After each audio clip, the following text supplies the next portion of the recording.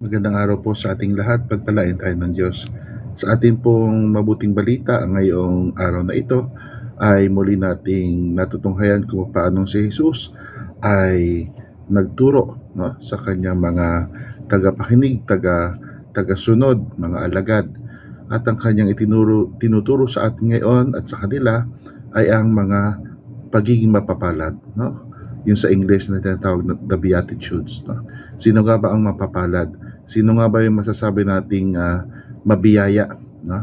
Kapag sinasabi natin ngayon na ang swerte mo naman, mapalad ka naman, no? Bakit, no? At maraming sinabi si Jesus, no? At sa kanyang mga sinabi, nais nating bigyan ng pansin yung una niyang sinabi. Sabi niya, mapapalad ang mga dukha, ang mga may diwa ng dukha, sapagkat sa kanila ang kaharian ng langit.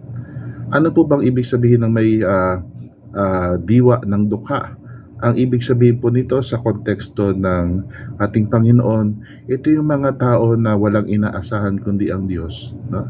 Na sila ay lipos ng pananampalataya. Pero hindi man po ibig sabihin na asa na lang lahat, yung bang nakanganga na lang. Hindi po, sapagkat ang mga taong ito ay sila yung nagsisikap magmahal sa Diyos at sa kapwa. Hindi man sila yung nakaaangat sa lipunan, hindi man sila yung talagang may mga sinasabi o yung sinasabi natin na mamayagpag. Ngunit sa kanilang payak na pamumuhay, makikita natin kung paano sila ay nagsisikap na sumunod sa ating Panginoong Diyos. Sa ating buhay, napakagandang isipin, masasabi ko ba na ako ay may diwa ng dukha? No? Ano bang ibig sabihin ng pagiging dukha? Maaaring ito ay mga hulugan ng hindi tayo perpekto, ngunit sa kabila ng hindi nating pagiging perpekto, naroon yung ating pag-asa sa Diyos na utay-utay sa ating araw-araw na pamumuhay, bibigyan tayo ng pamamaraan upang lalong may matutunan anong dapat gawin, anong dapat iwaksi, no? Sapagkat wala nga perpekto, ngunit tayong lahat ay inaasahan na maging perpekto.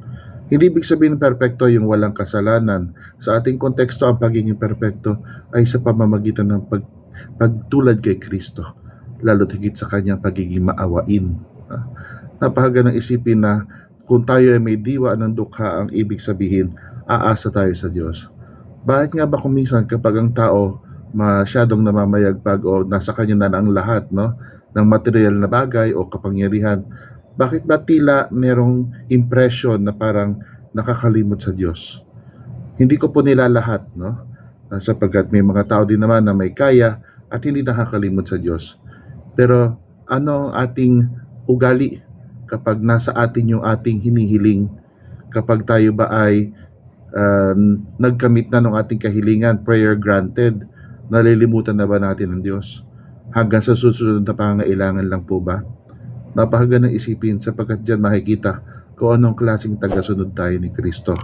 Kung tayo ba'y sumusunod sa Kanya kapag tayo lamang ay may gutom, uhaw, pangangailangan, emergency, o tayo ba'y sumusunod sa Kanya na sa kabila ng ating karupukan ay lalo tayong lumalapit sa Kanya.